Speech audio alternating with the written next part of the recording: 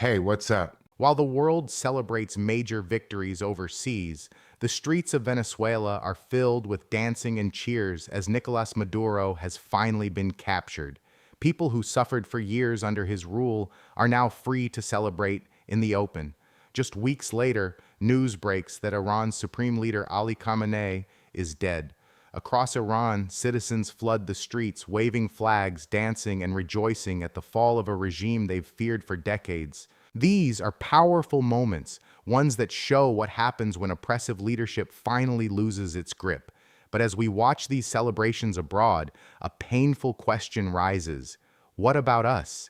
While America helps bring freedom to people in Venezuela and Iran, why are our own cities being allowed to fall into complete disorder? Let's start with Portland, Oregon. For almost a full year now, this city has been trapped in a cycle of nightly chaos around the ICE building. Every single night, crowds gather with speakers, turning the area into what looks like a destructive dance party. They've completely destroyed the ICE facility, spray painting it from top to bottom, smashing windows, and at one point even throwing hundreds of sex toys all over the building. The entire surrounding area has been wrecked. Journalist Katie Daviscourt has been hit in the head with a rock, unprovoked, and police did nothing. Multiple journalists and citizens have been pepper sprayed and attacked without reason, while officers stand by with their hands tied. Then there's Thomas Allen, known as Tommy. He was jumped by Antifa members, defended himself, knocked several of them out, and ended up arrested. Now he faces serious restrictions just for protecting himself. Meanwhile, the people causing the violence walk free. Portland's ICE building has been under constant siege, and local police are repeatedly ordered to stand down or risk losing their jobs. Rose City Antifa, Fight Back News, Freedom Road Socialist Organization, and a slew of other liberal organizations in Portland, Minneapolis, Chicago, and Los Angeles are all tied and connected together.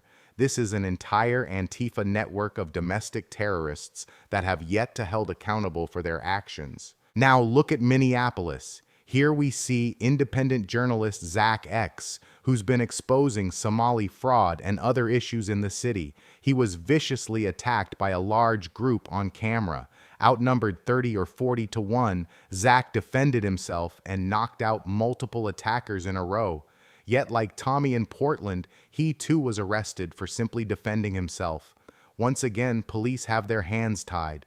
They're not allowed to properly respond to the violence even when crowds are openly attacking people and chanting anti-American slogans. Hundreds gather regularly, many calling for the end of the United States, while law enforcement is forced to watch. And now the same chaos has exploded in Newark, New Jersey.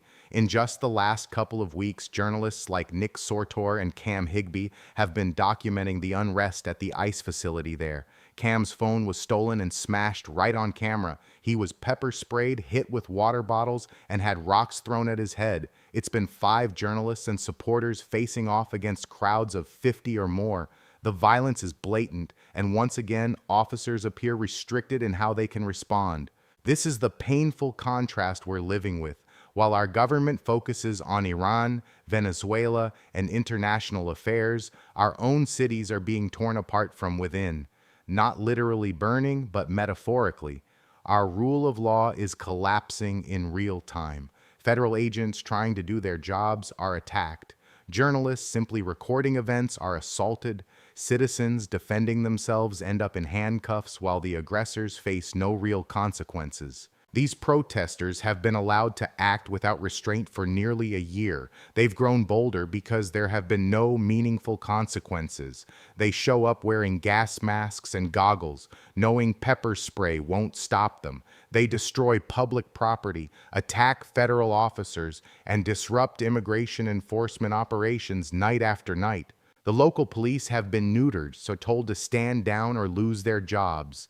ICE and DHS agents are left vulnerable. This is not sustainable. America cannot continue acting as the world's police force while our own streets descend into lawlessness. The very people rioting claim President Trump is a dictator, yet under any real dictatorship, behavior like this would be crushed instantly. The fact that they're allowed to continue only proves how free they actually are. Something has to change, and it has to come from the top. President Trump and his administration must give this domestic crisis the same urgency they've shown overseas. Appoint a strong coordinator to oversee these situations. Remove the handcuffs from local police. Back up ICE and DHS agents so they can do their jobs safely. Pull up buses, make arrests, and stop letting these crowds treat federal buildings like their personal playgrounds every night. We are watching the early stages of a very dangerous situation. The left is pushing hard and growing more aggressive by the week.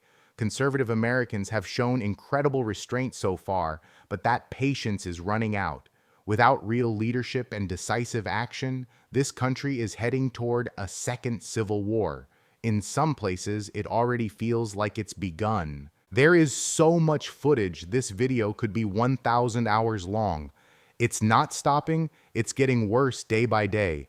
We have major domestic problems that are being completely ignored, and it's destroying America, and only a handful of brave American citizens seem to care.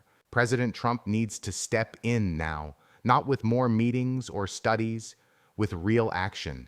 Because if this chaos is allowed to continue, we won't just lose our cities. We risk losing the country itself while we're busy worrying about everyone else's problems. The time to restore order is right now before it's too late. Thanks for watching. Like and subscribe. Peace!